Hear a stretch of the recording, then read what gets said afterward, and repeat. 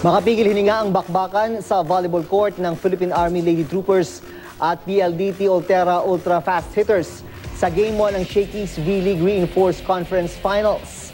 Sa tindi ng laban, umabot pa hanggang 5th set ang laro. Ang may balita hatid ni Mark Zambrano.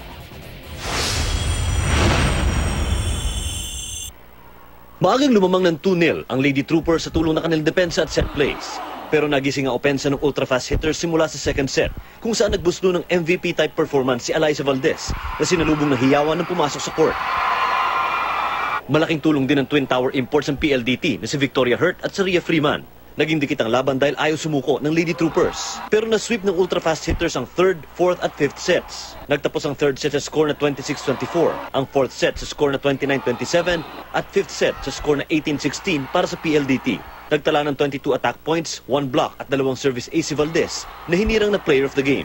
Inalay ni Valdez ang panalo sa fans. Lagi namin sinasabi, sila talaga yung 7th man ng team. So, pag naririnig namin sila when we're down and lalo na sa score, marinig mo yung sila sumisigaw, ikaw pagod, but then they're still shouting. So ikaw syempre may inspire ka din. Even our coaching staff. Emotional naman na tinanggap ni Jovelyn Gonzaga ng Philippine Army ang Conference MVP Award at naniniwalang maaari nilang maipanalo ang Game 2. Ngayon nabitin kami.